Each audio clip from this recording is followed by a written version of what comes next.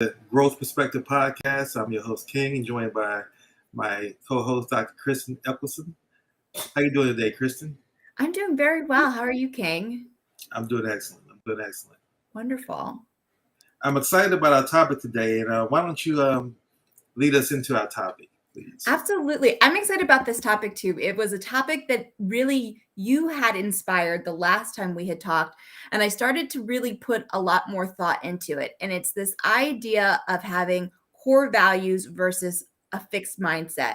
Because what happens when you do meet two individuals who do have a growth mindset, so are open to seeing things or learning from what each other, but they see things differently? Does that make it that they have a fixed mindset? Or is it two people who just have these core values that don't necessarily align? But does that then make it a fixed mindset, or are they still somebody who has a growth mindset? So I was hoping we could dive into that a little bit more today and discuss what happens when you have two individuals who do have a growth mindset, but are kind of at an impasse on how they view or see the world.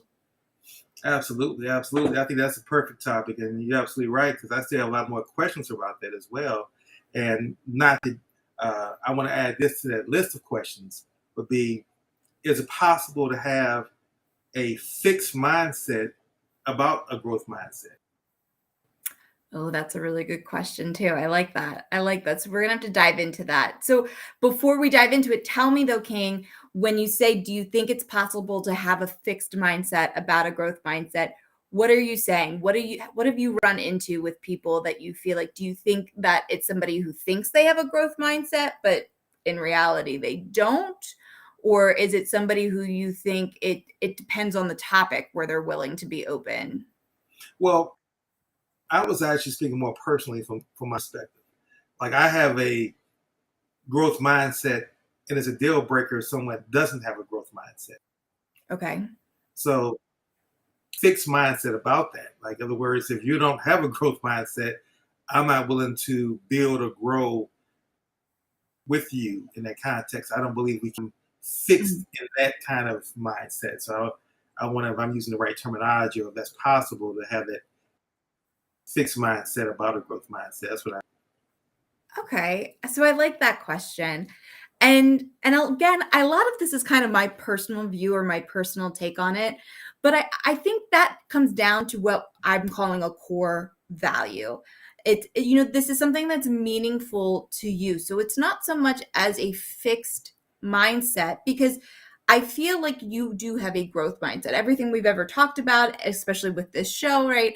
It's all about wanting to learn and understand. But I understand you're saying, but you kind of have this wall. If there's people who go, I'm not willing to learn, I'm not willing to hear you out, I'm not willing to gain your perspective or take that into consideration, that's where you like to draw this line. But that's where I see it being a core value versus a fixed mindset. That's just something that is incredibly meaningful to you. You look for that in somebody or an individual or a group of people, that they're open to conversing with you and being open to learning and kind of transforming their knowledge of the world. And it's not that you are anti that person, but you have a core value in who you like to connect with. So I feel like that's that fine line, right? There's this fine line that you walk where fixed mindset is over here and core value is over here. And maybe there's a little bit of a gray area, but to me, that just stands for that is something that is meaningful to you. Now, let me ask you, King, if you were to run into individuals who seemed like they had a fixed mindset, is it an immediate, I don't want to talk to them, I can't communicate with them? Or do you feel like you try to give a little bit of that benefit of the doubt, and try to engage in those conversations with them on growth or expanding their knowledge or hearing them out? That's a great question. I would say my initial reaction to that would be, I'm a person at this stage of my life that everything's about energy to me. And I kind of have a mentality where I refuse to exert the energy into someone with a fixed mindset to try to get them to see my perspective or have a growth mindset. It's kind of like, if you don't have a growth mindset at the beginning of the conversation, then I use a proverbial pothole. I'm going to avoid you and go around you. And again, I'm not judging that individual at all. They're obviously they have the right to have whatever mindset they want, but it's just from a timing standpoint and the amount of energy I want to expend on a given day. I don't want to. In other words, my system engineering in me, I'm a logical thinker, so it's like it's a value question for me. Is there a value with convincing you of the words? If I was to get you to switch over to a growth mindset or get you to see the value in a growth mindset, what would it do for me as an intrinsic value? My initial answer to your question would be I would avoid them. Now, of course, it's a case by case basis. So if I met someone that offered some other characteristics or qualities that were intriguing to me, then I may switch from that position. But again, my initial reaction would be I would look to avoid it. Now, let me ask you, because I think this will kind of go into our topic, is what do you see as being a fixed mindset? Now, is a fixed mindset in that individual somebody who just goes, nope, nope, you're wrong. Nope, can't agree with you. And they're not willing to hear your perspective? Or do you still see the person as having a fixed mindset, even if they're listening to you, they're asking you questions, but they're still just not agreeing with what you're saying? It's kind of a little bit of a person that may ask questions, but their mind's already made up. So they're just kind of going through the motions. So where they're, to use an analogy, their soil is not fertile for a seed to be planted. Okay. So I already know the answer, but I would engage in the discourse, but you're not going to sway me in how I feel. And then just real quick, that's how I kind of feel about a growth mindset. Like a person, I may, or at times I have entertained conversations with someone about about growth mindset, but they're not swaying me from that position. It's like I have a growth mindset. I see tremendous value in growing every day, no matter what the topic is. I believe it's some things I can grow in that particular topic. And I refuse to let someone else come in my life and try to impose their particular position on me, or even suggest a different thought when it's something about a particular topic I'm fixated on. The ability of value and having principles. I can't be deterred from those positions. So do you feel like then it's this arrogance and that's how you can tell if the person has a growth mindset or not? It's that, because it sounds like to me, I'm hearing you say that it's all based on kind of how they're putting themselves out there. So based on how they're asking you questions, that they've already have their mind made up. Yeah, they're engaging in the conversation. Yes, they're asking you questions, but it's obvious to you that they don't have this growth mindset. So is it this arrogance that they're putting off that's making you know that they're not being open to receiving your perspective? What is it that lets you know that, okay, they've engaged me in this conversation, but they've already made up their mind. They're not willing to hear me out? It's the arrogance and it's the energy behind the way they're asking questions. Like they're asking questions not to get an answer, but to make a point. Like, for example, let's say politics.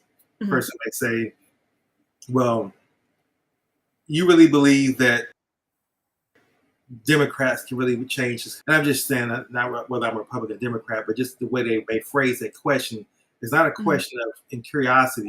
It's a question of a statement posed as a question. It's like a setup. Like a setup, exactly.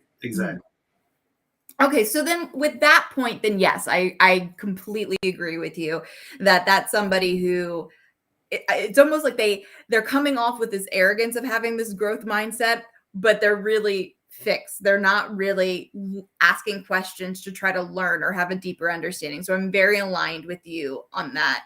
But I asked you all of those questions because I feel like there are times too where let's just say that for the sake of this conversation, you have a very strong Democratic viewpoint and I have a very strong Republican viewpoint. And again, just for the sake of this conversation.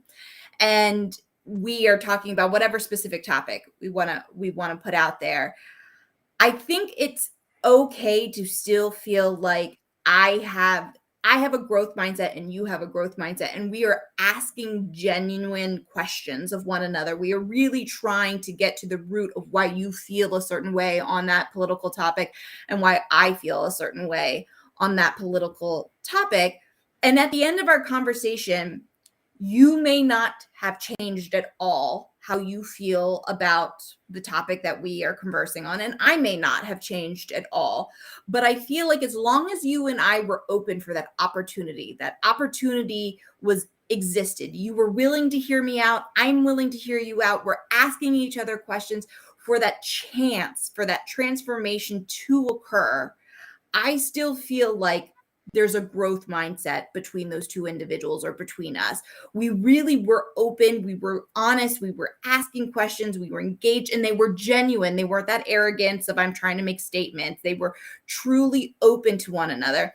Then you and I both continue to have a growth mindset. We opened the door for this opportunity of transformation to occur, but it didn't happen. At the end of the conversation, I still felt strongly the way that I did, and you still felt strongly the way that you did. And I don't feel like that is a fixed mindset. Mm. And I feel like it could get easily construed by the opposite party, where I could have walked away being like, King has a fixed mindset. And you could walk away thinking that Kristen has a fixed mindset, because at the end, we didn't change how we viewed something. And to me, that's where those core values come into place. That's where you just feel very strongly about something, and I felt very strongly about something. And core values, I think, sometimes can get misconstrued for fixed mindsets. And that's something that we always have to be aware of. And the reason why I asked you all those questions about, well, what is it about the person, or what's the arrogance, or how are they asking questions, is because I think it's important for people to use those points as their distinguishing factors between trying to determine, is this person a fixed mindset, or do we just see the world differently? And that is okay. Because one of the biggest things I find that happens often with people is I've heard people go, oh, I loved my neighbor. My neighbor was great. And then I learned that they feel this way about this topic or this political thing. And now I don't look at them the same anyway. And I think to myself, like, if you loved this person and this person was great, but you just don't see eye to eye on this particular topic, that's not a reason to all of a sudden be like, oh, I don't trust this person. I can't converse with this person. Because prior to you knowing that they felt that way about something, you loved them. You were great. You were friends. You got along. And I think that's where sometimes this gray area starts to exist for people, because they think if you're not aligned with me, then then I can't get along with you. I can't talk to you. There's something wrong with you. And I think people still need to realize that it's okay to have a core value that doesn't align with somebody else's core value, but you still enjoy each other, that you still find common ground in other areas.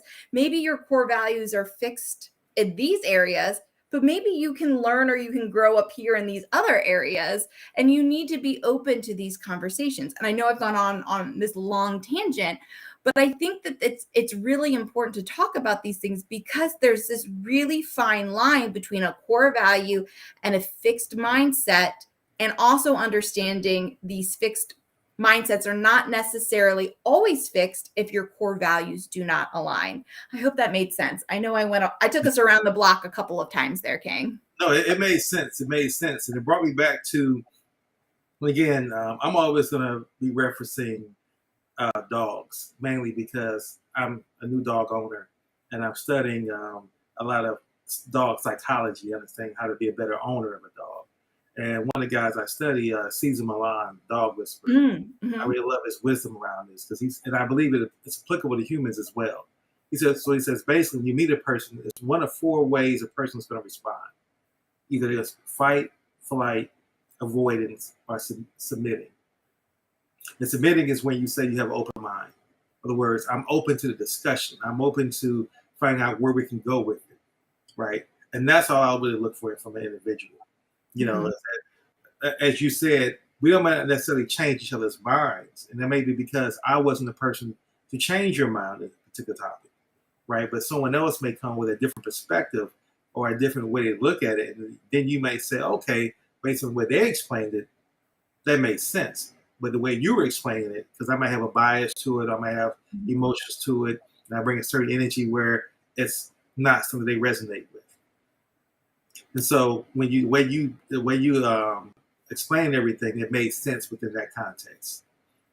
No, and I'm glad. I'm glad because I know I go off on the rails sometimes. But I really wanted to talk about this topic today, and I was glad that you kind of sparked it the last time that we were talking, was because I think that especially today, we often shut each other down so quickly or so quickly to dismiss each other the second we think that we don't align with someone, the second our opinion is different.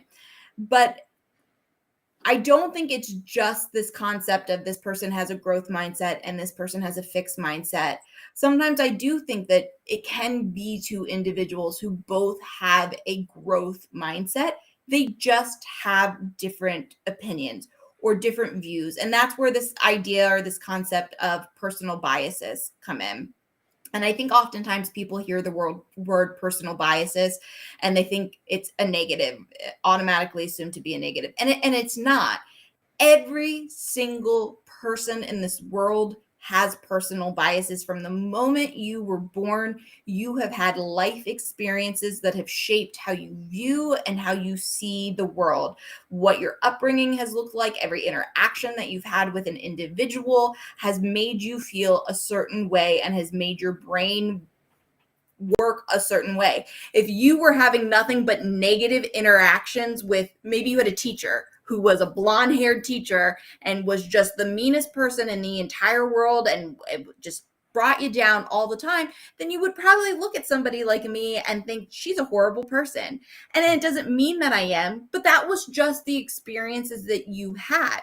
But then you have two options. You either have the option to think, I'm a horrible person. There's nothing I can do to change your mind because every interaction I've ever had with this white woman who's blonde has just been negative, mean, and nasty. And I'm not going to talk to that person. Or you can go, you know what? This is a different person. This is not the same person. This is a different person. And I understand and I realize that I can't hold this person accountable for the same actions as this person. And I'm going to talk to them. I'm going to learn a little bit more about them. And either one or two things are going to happen. I'm either going to reinforce that blonde-haired women are the nastiest people in the entire world, or I'm going to give you, this person's actually really nice and nothing like my other experience. And therefore, I'm going to start reshaping my brain to realize that maybe not every blonde-haired woman I talk to is this nasty person. So you have these options, but it's up to you to essentially decide when you're having these experiences, am I going to hold all of these people into this one category, or I'm going to be open to realizing that there's more to learn. There's different ways to look at it. There's people with different experiences. And that's how you grow your personal biases. That's how you change your personal biases, is based off your experiences and being open to realizing that not every experience necessarily has to be the exact same experience. Unfortunately, if you look at the brain science, our brains are made to keep us surviving. That is what our brain is meant to do. We are always wanting to survive. It goes back to our animal instincts. If we went to a water hole and a lion was there and there was a good chance we were going to get eaten, our brain wanted to remember that so we didn't go back and get eaten by the lion the next time, right? So our brain tends to remember negative experiences a lot stronger than positive experiences. But it's up to us as having that higher level thinking of moving beyond just having this animal level of brain activity to go, wait a second, I realized that that was a bad experience, but I've also had this positive experience, or this could be different, and allow yourself to look at positive experiences, to remember positive experiences, to not let negative experiences hold you back, and essentially not let your brain chemistry hold you back from being able to be open to that growth mindset that we're talking about. Because I think that's often where fixed mindsets come from, is this idea of almost being trapped in your brain from allowing those negative aspects to hold you back out of a fear or a survival instinct that's held together in your brain. That makes sense. But then it brings forth some other questions. Right? Like, for example, I believe that I have a fixed mindset on a particular topic. Say the topic of, and I don't have children, so maybe it's something I could grow to think differently. But I know the way I was raised. I was raised where my parents did discipline me and I was given whippings. Mhm. Not beatings. And I think that beatings and whippings is two different things, right? A whipping may be 1 or 2 hits, you Mhm. know, establish a point. A beating is something that's going to last for a minute with the intent to do harm, Yeah. right? So I just want to make sure I'm clear on Mhm. that distinction. Now, I'm a person that believes that based on what I'm seeing in today's society, where we've shifted away from whooping, where children can call child protective services on their parents, either they are whooped, you know, I think that has produced a generation of children who now are disrespectful. Because I look at my parents, for example, and I've always had a fear of my mother. To this day, I still do. My mother is 82. I know she can't beat me physically in a fight, but I still fear her in the context that I would never do anything disrespectful to my mother. Mhm. It's a fear, and it's also at the same time an admiration there. Not so. What I see now is that, but at the same time, I was raised to have fear of all adults. So anyone in my mother's age, I would be respectful of. And we, as kids, would go around and we wouldn't curse. I mean, we'd curse, but the minute we see an adult, we stop cursing, right? And I still find myself psychologically now, even though I'm a grown man, but if I'm around elders, I watchful of my words. Like I don't feel comfortable cursing around someone who's my mother's age. So my Mhm. point of saying that whole thing is, would you say that I have a fixed mindset there where if someone, because I've heard as many debates, I've been in many discussions, I've read a lot of material on why we should not, well, people believe we shouldn't whip our children, but I don't see where timeouts or other ways to avoid it produces a better child, in my opinion. So, That's would you say I have a fixed mindset there, or what's your thoughts? I'm just curious. That is a great question, and I'm glad you kind of shifted it to this because this is a topic I could talk on for hours. Um, I don't know that you have a fixed mindset. I think what it is you have, I don't want to call it generational trauma because it's not trauma per se, but you have I'm going to call it a generational mindset is what I'm going to call it because you were taught that this is the way that you learn how to respect your elders. That was the format in which it was handed down to you and modeled to you. And oftentimes we learn how to become parents or adults based off what is modeled to us by our parents and adults. One of the most interesting things, and I think you've even asked me about this book before when we've spoken, and it's called It Didn't Start With You, and it talks about generational trauma, and it talks about how oftentimes even 3 or 4 generations, we're still doing things a certain way that our parents did or and their parents did. And it just kind of starts to get handed down because again, it's all about modeling what my parents modeled to me as an adult and what their parents modeled to them as an adult, and it gets passed down. And I think what you're starting to see and what you're referencing now is there is a generation right now of parents who have said, I don't like how this was done and I'm going to start doing things differently. And I think what you're seeing is a little bit of there's some experimentation that's going on. And I don't disagree with you. And I mean, if you look at the news right now, you can see what's happening in schools, right? The disrespect, teachers are quitting because it seems like children are out of control. Parents blame the teacher instead of their parenting. So I think a lot of what you just said is very valid. And I don't want to take that away from you.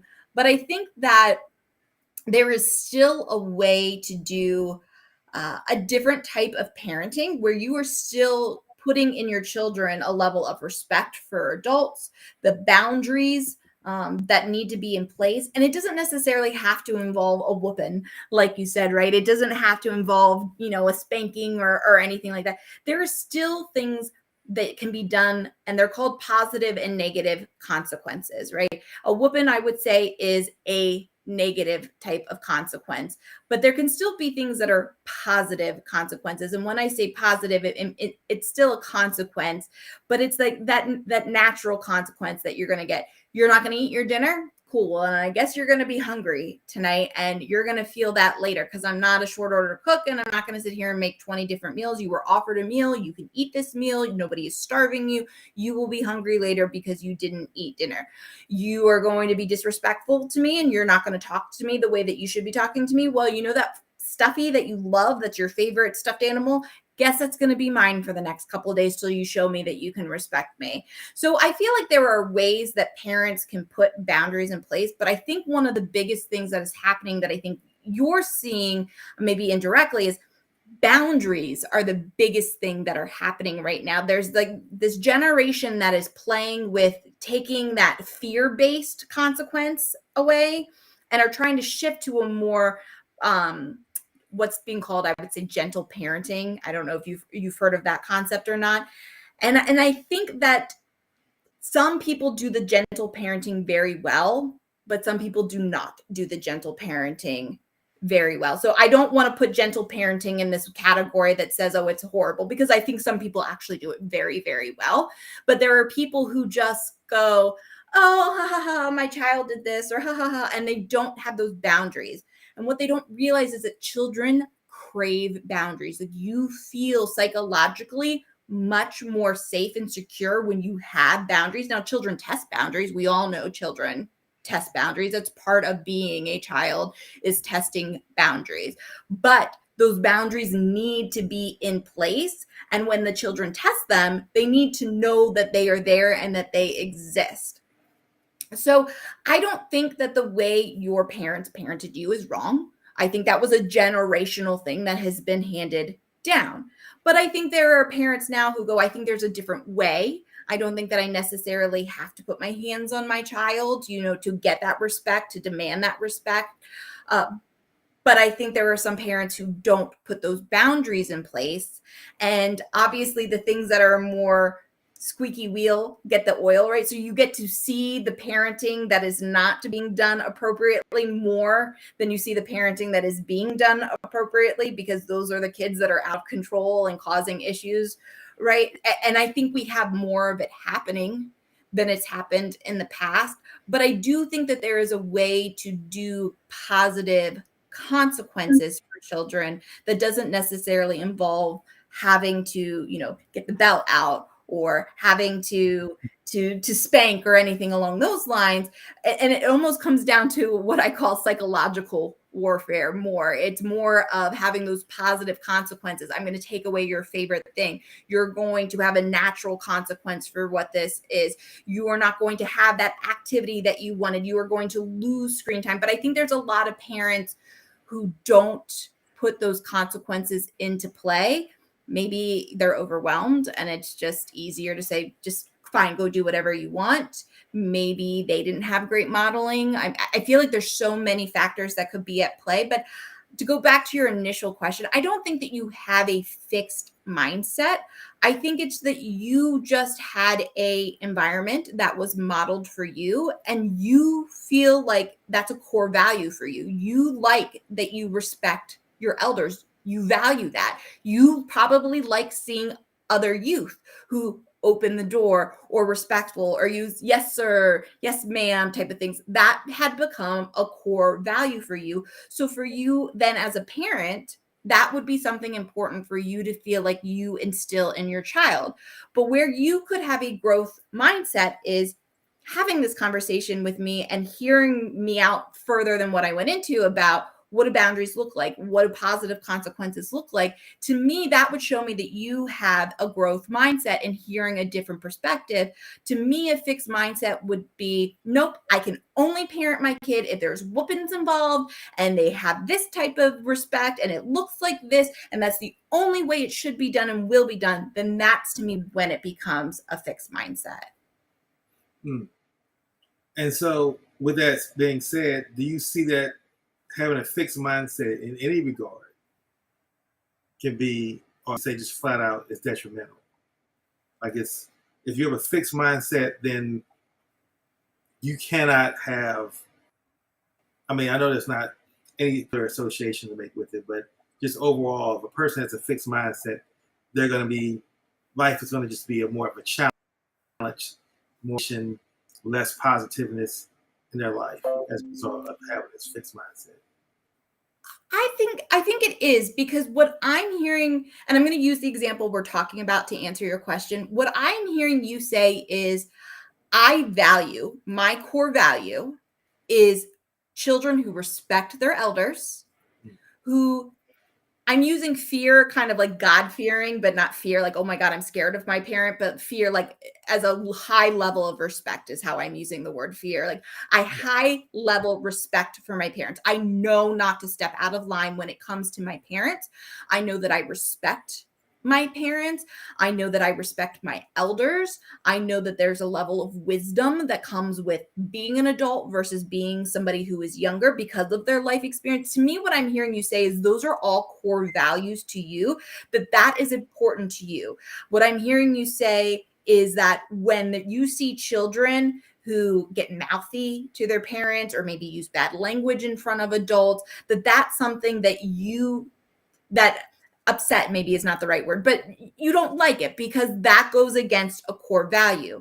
And what I'm saying is it becomes a fixed mindset if you tell me, Kristen, the only way for me to achieve that core value is if I do it exactly like my mother did it. I don't deviate from that. There is no other way to achieve that other than the way that it was done to me as a child. And I will not be open to hearing any other possible way.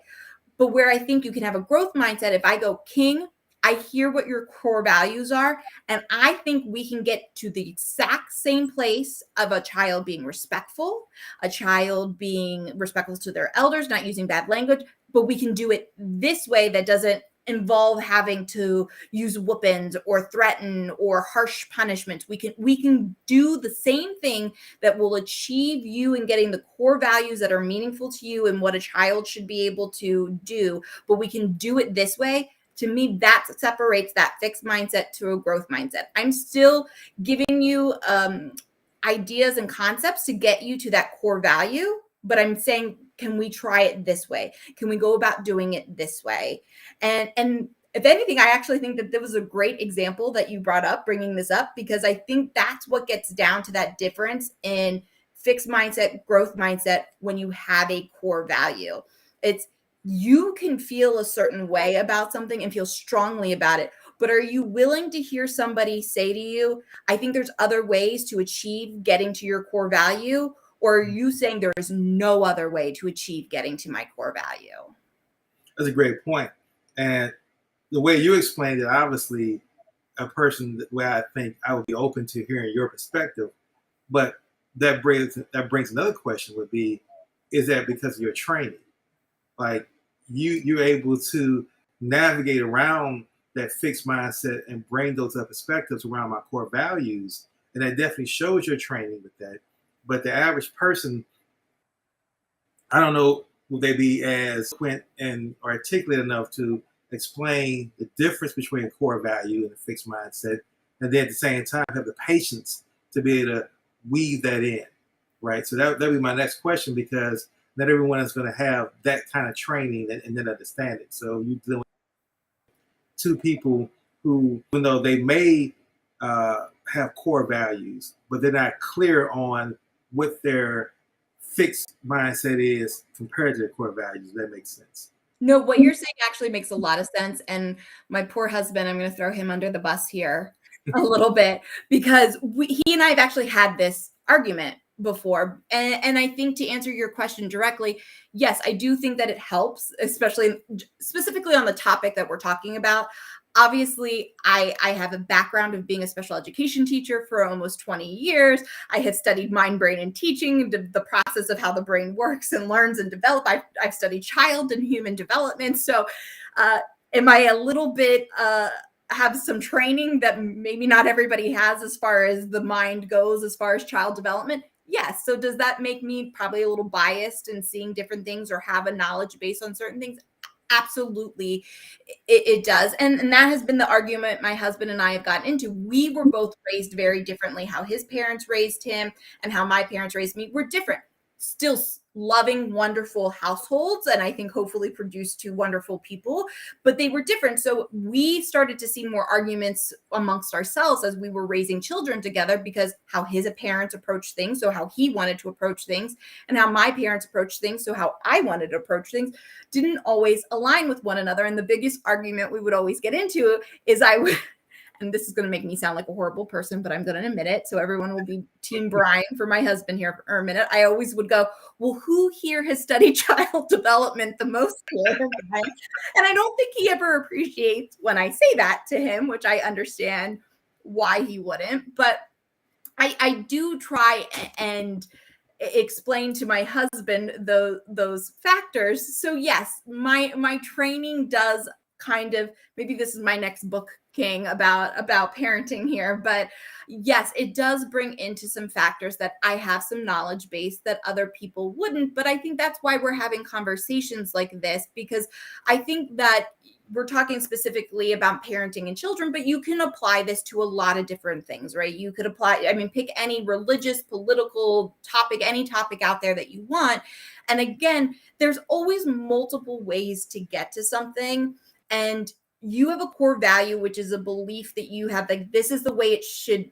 This is ultimately what I want the end result to look like. That's your core value, right? It's the goal, or what you're trying to get to is your core value, what's meaningful to you. And you either say there's only one path to get to this core value, or you're hearing somebody else say, no, I also have this core value. Because I'm with you, King. I agree. Going back to the example we're using, children should be respectful of adults. You shouldn't, there is certain language you should use. There should be yes ma'ams, no sirs. I mean, there should be a way that shows a level of respect. But I don't think that there's only one way to get there. I think there are multiple ways to get there. And to me, that's where I see the growth mindset is I'm open to hearing multiple ways. I'm even open to agreeing that every child may not need the exact same path either. I might say child A needs this gentle parenting, but maybe child B does need some whoopings in their life. Do you know what I mean? And I'm just saying, like, I am open to an individual experience to get you to the whole core value aspect. But there are people then who go, nope, there's only one way. And it doesn't matter if it's the whooping way, if it's the gentle parenting way. It's just saying, no, there is only one way, versus being open to, I'm going to look at it as an individual child. What does this individual child need? What are the different ways that we can get to this core value? And that's where I separate fixed mindset from growth mindset. As I listen to your answers, and thank you for that, I'm questioning my mind when it comes to certain type children who I find to be disrespectful. It's an ego that kicks in, right? Mm-hmm. It's an ego telling me, like, for example, I don't like when a child, particularly my nieces and nephews, when I ask them a question, they say what? Like, what? You don't get to say what. You say, yes, sir. Right? Mm-hmm. Can you repeat that? Right? Those little basic respectful terms. And I don't know if that's ego or that true way I was raised, where I don't say what to, even today, to my mother. I don't say what. I'm a grown man, Mm-hmm. or I don't say what to anyone unless I don't need to respect them. Now, again, an elder who's disrespectful to me, then all bets are off.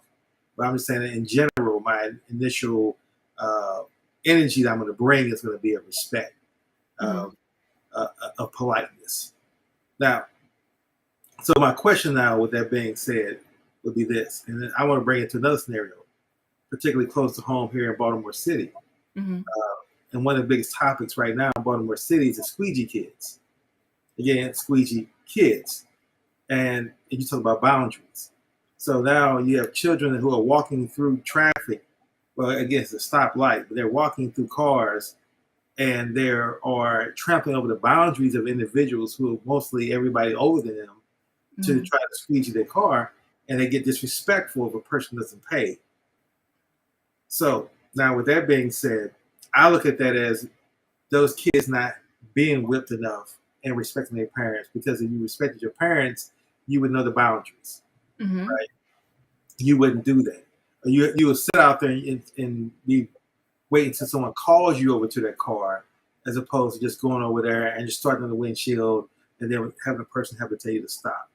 So that's the ramifications I see of not parenting with the whippings, and if that makes sense to that. So how would you address that now in that context? And that's really a hotbed issue here in Baltimore City. Sure. That's how to deal with the squeegee kids. And I'm not talking about the solution of getting them off the corners. That's a whole different conversation. No, just an interaction scenario. No, absolutely. I think I hear two questions, and I'm going to chime in too, because I love Will's, who's been chiming in here too, and giving us some insight as we've been talking as well too. And they mentioned that ego is the enemy. So I heard kind of two parters in your question. The first one, ego is the enemy. You are correct. I will give you a quick story, and then I'm going to come back and answer your squeegee kids question as well. When I was first teaching, so I mean, fresh out of school, first year teaching, I remember having a kid disrespect me. And I remember saying to them, like, who do you think you're talking to? Right? Like, because I was the adult, like, how dare they respect me? And then I got into a power struggle with them. I got into this really big power struggle. Now, getting into a power struggle with your own child versus a child you're teaching, very different things, because your limitations as a teacher in an education setting, very different than your limitations as a parent in your home. But I remember getting into this power struggle with this kid because I now challenged them for who they were talking to. And I remember talking to one of my mentor teachers later and being like, never get in a power struggle with a kid. You're never going to win, especially in education, because of that different dynamic in the school setting. But I realized too, even with your kids, you're never going to win a power struggle. Even, I can take all the things away from my child, even if you are a family who you do subscribe to the whoopings, or getting into a power struggle with a child never is really something that is great. And it becomes an ego thing as an adult, right? Your power struggle that you are getting into with a kid is like you're trying to prove to this child that my ego is stronger and bigger than yours because I'm the adult. And what I learned as a teacher is as soon as a kid disrespected me, I would always turn it on them and go, I'm really sorry that you feel that way about me because I'm here to help you. And I try to do that with my kids too. It hurts me that you think it's okay to talk to me that way because I'm here to help you. And that to me stops that ego. It stops that power struggle, because now instead of being, who do you think you are? Now I'm giving it more of a feelings perspective and I'm bringing it down. And I would find that when I did that with kids, especially when I was teaching kids, that as soon as you kind of didn't get engaged in that power struggle with them, they typically would come back, and that level of respect was much sooner to be repaired. It was like, you're right. I'm sorry. Maybe not right in that moment, depending on how escalated they were, but I usually would get you're right. I'm sorry. I didn't mean it. And then they would go, I was feeling bad. This is what happened. This was how my day looked. This is what occurred. This is why I got upset. And they would talk to you, and it would repair the points, or it would repair the relationship a lot faster with them than getting into this tit for tat power struggle with them. And they usually would come back and understand, yeah, it wasn't right that I talked to you that way. This is what I was feeling. This is what happened to me in my day. And so I think sometimes as adults, we do let ego drive because we feel like we're owed this thing because we are the adult. And to me, that's different than respect. I think respect is always there. But I think sometimes when a child is escalated, there's usually an emotion or a feeling or something that's going on, and we are not helping them as an adult learn how to identify it and work through it appropriately when we just get into a power struggle with them. So it's all about the approach there.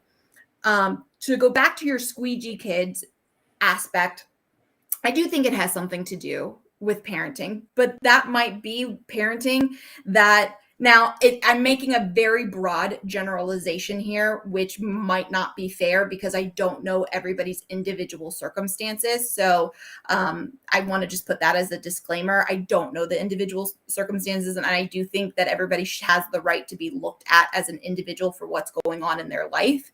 But I think if you have kids who are squeegee kids and are being disrespectful or being belligerent, are their parents saying that that's okay? Are they allowing these ideals that that's okay, that that's how you do, that that's how you get, that that's how you achieve what you want to achieve, and it's okay to be like that?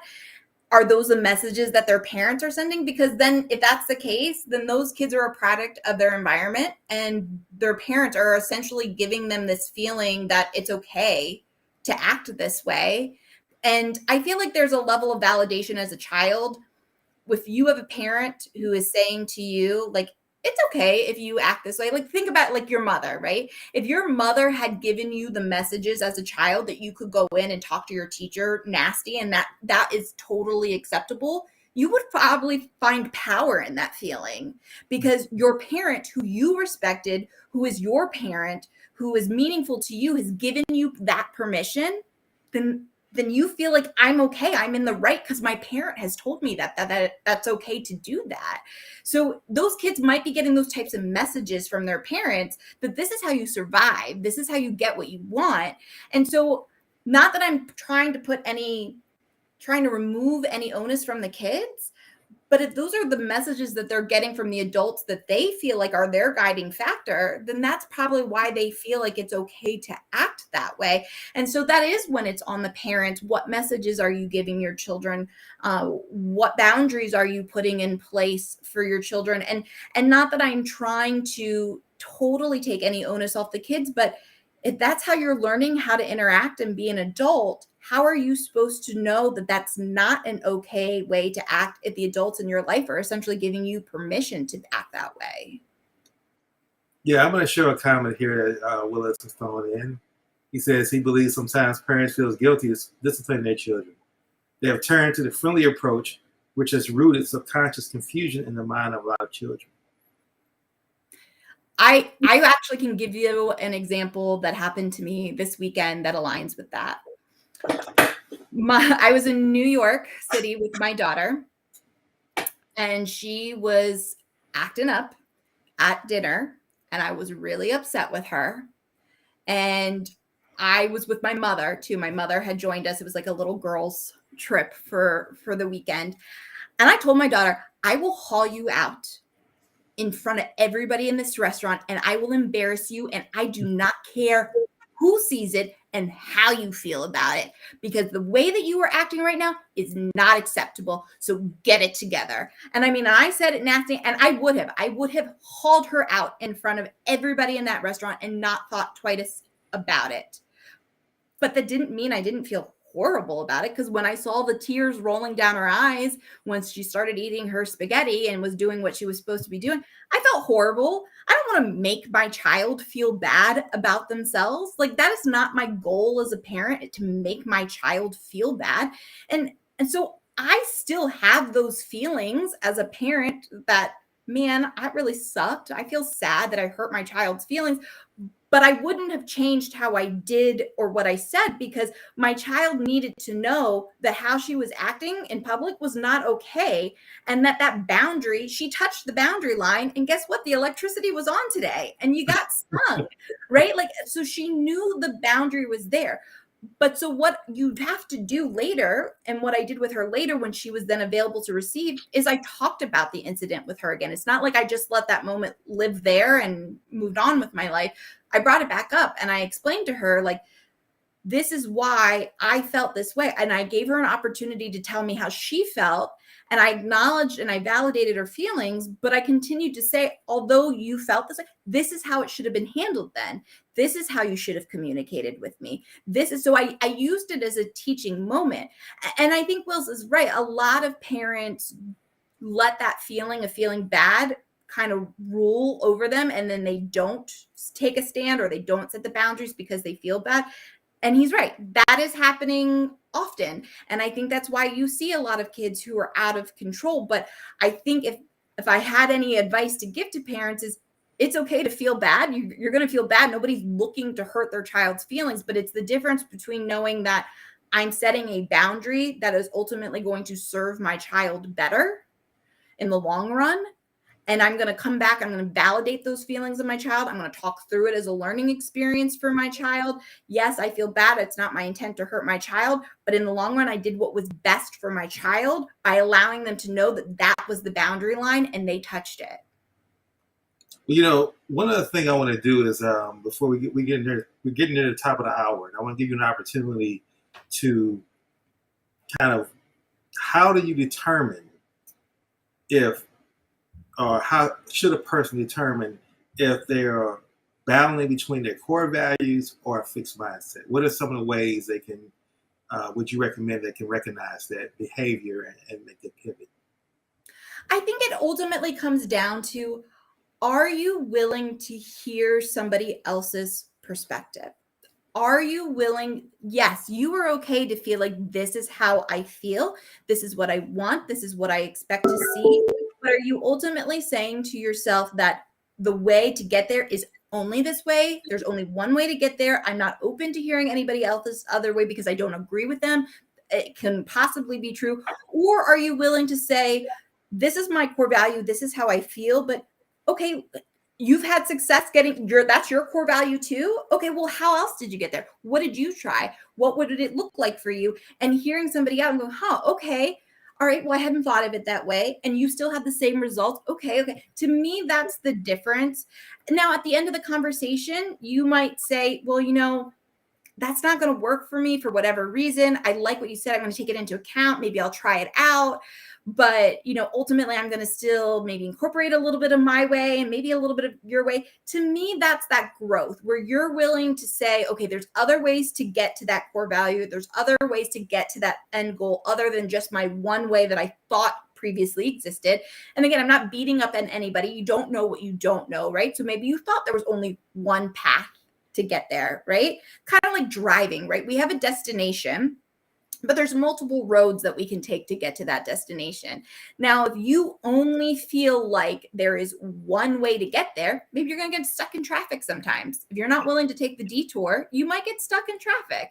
Right. And if you're okay with that, that's your decision to make. I don't personally enjoy traffic. So I want to be open to knowing that maybe there's another way to get there, that maybe there's a better path. Maybe there's a shortcut or, a more scenic route that I wasn't aware of prior. But now that I know it, let me try it out.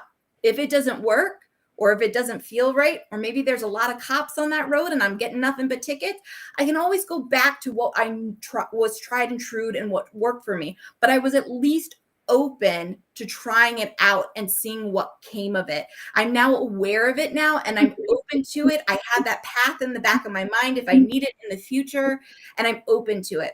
But if I don't ever allow myself to deviate from what I thought was the one and only path, then I don't get to see that scenic route. I don't get to see the mountain view. I don't get to see this cute new town that I didn't realize existed. And I'm using metaphors out the wazoo here, but I think that it's a good analogy in the sense that you have to be open to seeing other ways of doing something to still get yourself to the destination you're trying to get to, which is your core value, but it doesn't commit you. It doesn't make it that you have to do it that way. If you find that it doesn't work or it's not what was right for your individual circumstance, you can go back to what it works for you. But why wouldn't you want to give it a try or be open to it? Because you might find that it was better or a better way of doing something than what you had previously knew about. I think that's an excellent answer. And I think this has been an excellent topic, Dr. Eccleston. And what I think our listening audience should take away from this should be, at the end of the day, approach the conversation with an open mind, right? You approach with an open mind, and you may have a fixed mindset about a particular issue, but then you later on realize as you're listening to that conversation that it's really not a fixed mindset, it's a core value, right? And that's what I'm learning myself, that to your point, that what I believe to be a fixed mindset was really just core values. And I'm much more comfortable with that acceptance because now I can listen to you with an open mind. I can be submissive enough to engage in the conversation and not avoid it. So I think that what you've laid out today has definitely been some great tips and tools.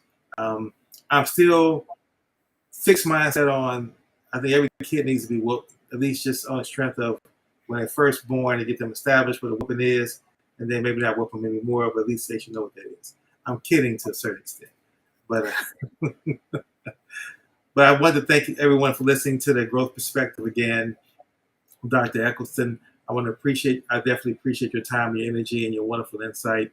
And any closing words you'd like to share with our listening audience before we end the podcast? No, as always, King, thank you for such a meaningful conversation. And thank you, Will's Victory, for all of your input today. I appreciate that too. I think you've had some very valid points, and I appreciate you participating along with us. Same here, Willis. Thank you for joining us. Thank you for being a part of our discussion. And listening audience, thank you again for listening to another episode of The Growth Perspective. And until 2 Mondays from now at 10 a.m., The Growth Perspective, we'll be back here again, and we encourage your questions. Until then, everyone, believe and work towards having a growth mindset. Thank you.